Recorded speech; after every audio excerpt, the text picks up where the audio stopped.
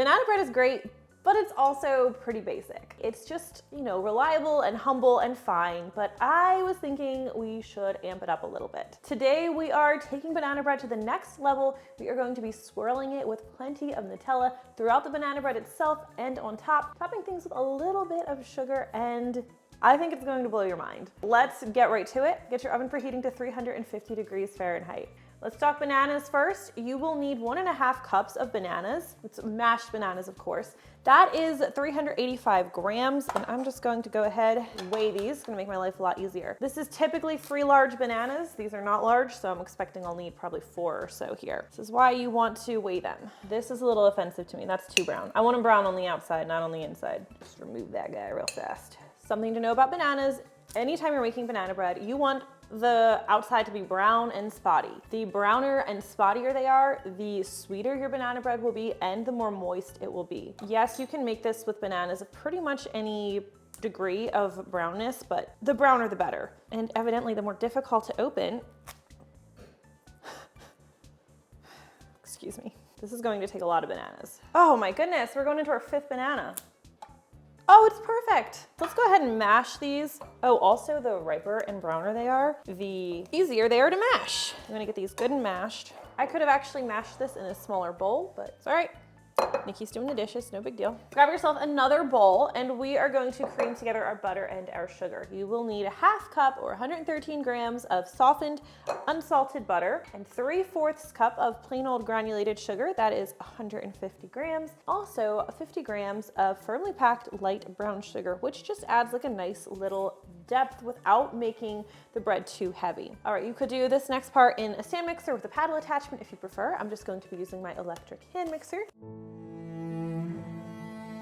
And we're going to cream together the butter and the sugar until it's light and fluffy. All right, let's take a quick look. We want to make sure everything's nicely creamed and that there's no like discernible butter pieces left and everything's nice, lightened, and well combined. Looking pretty good. Next, we'll add our bananas. You can see why I should have done this in a smaller bowl. It's smelling very banana-y. Go ahead and stir these in. And you really do want to cream the butter and sugar separately from the banana, from adding the banana. Otherwise, it can get kind of piecey and separated, and then your batter isn't as cohesive as it should be. Next, we're going to add 2 large eggs, and I like to add these one at a time, stirring well after each addition. Egg number 2. Don't ever crack your eggs directly into your bowl. Risky. Sometimes I'm just feeling daring when I'm filming.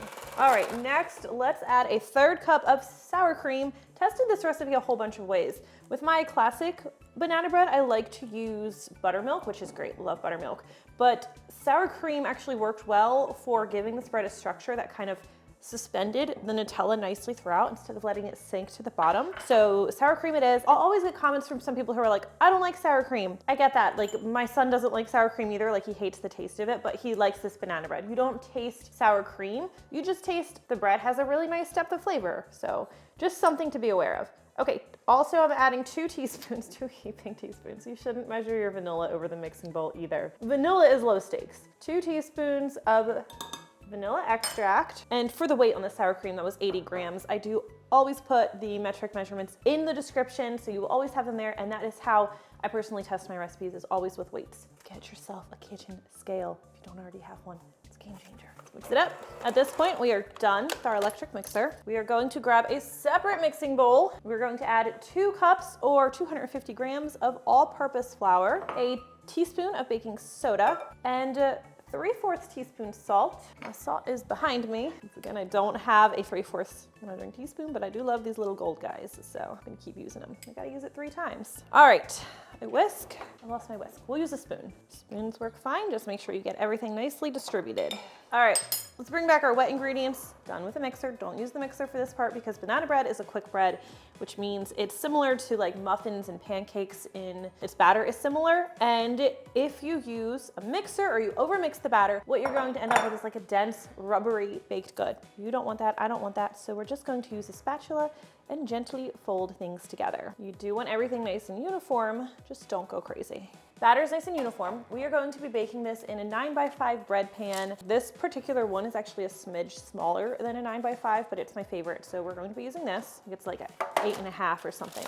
but a bread pan, 9x5 or slightly smaller will work. You're either going to want to lightly grease and flour the bottom and like a quarter of the way up the sides of the pan, or line it with a parchment paper sleeve, which is what I've done, just my preference. Also, when you do it this way, you can just lift the bread out when you're done. This is just a parchment sheet I cut down. All right, so we're going to add a little more than half of our batter into the pan. I'm terrible at eyeballing this, but it's how I always do it. Spread that into an even layer. Can you see that, Casey? You can see it, everyone can see it. Hopefully that's not too much. All right, Nutella. So you will need a 1/3 cup or 100 grams of Nutella for the middle. And Nutella, when it's room temperature, can be kind of difficult to like spread. So I just popped this in the microwave for 10 seconds, gave it a quick stir, and put it in for a couple more seconds. I'm gonna go ahead and drizzle this in here. Drizzle that over. And then I'm just going to take my knife and kind of swirl it in a little bit. Try to make sure I have a pretty even layer of the Nutella. Like I don't have huge dollops on one part and then not in another. And I'm going to swirl it again in just a second. So you can, I kind of do a little bit of a fold. So pull up some of the batter and twist it in. Does that make sense? Pull it up, twist it in. If you have any really solid streaks of Nutella, they kind of bake up gooey and it just doesn't look as pretty if the layer is too thick. Now let's add the rest of our batter in a nice even layer. I'm going to use a fresh knife here. And before I do my top layer, I'm going to do like a gentle swirl. I'm not pulling the Nutella up to the top. I'm just helping distribute it. All right, and now for our topping, we have another 2 tablespoons of Nutella. We're just going to drizzle this back and forth over the banana bread.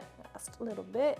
And then just take your knife, clean it off first, and we're just going to drag it through the swirls. See, it's very easy to make it look pretty if you don't overthink it. Final thing I like to do, totally optional, is I'll just take a little bit of sugar, and I mean like 1 to 2 teaspoons. Regular granulated is fine, but I prefer a coarser sugar, and I'm using my really coarse baker sugar here, and just sprinkle that over just a little bit. And then this is going to go into the center rack of our 350 Fahrenheit preheated oven. Quick note, if your pan is like a true 9x5, a little bit larger, you're going to want to check it at 50 minutes. It's probably going to take 50 to 60 minutes to cook all the way through. For my pan, which is a little lighter and smaller, I'll be baking mine for 60 to 70 minutes. A toothpick won't cut it to see if it's finished baking. It's just not deep enough.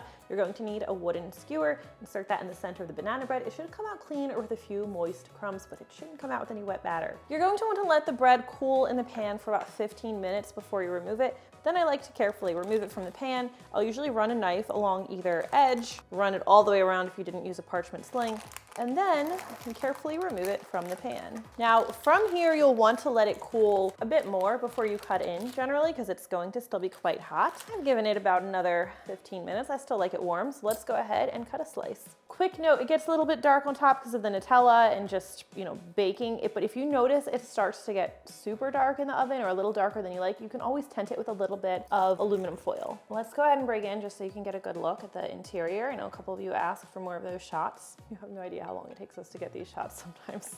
Get a good look at it. Oh man, this smells so good. Also, the next day I toast it, put a little butter on it. Yes, it's extra. Yes, it's amazing. Oh, so good. I hope you enjoyed this recipe. If you try it, let me know what you think. I really do always love hearing from you. It's a little fragile in this one. This is an excellent banana bread. It just is. Is that okay? Such a mess. What workout did I do that has this so painful today? Sorry, I'm just looking for my teaspoon. I lost it. Oh, there it is. It bothers me when it's twisted. Actually, it bothers people who watch. I will get comments about it. Trying to be considerate. Oh, bite shot. Oh, my favorite part.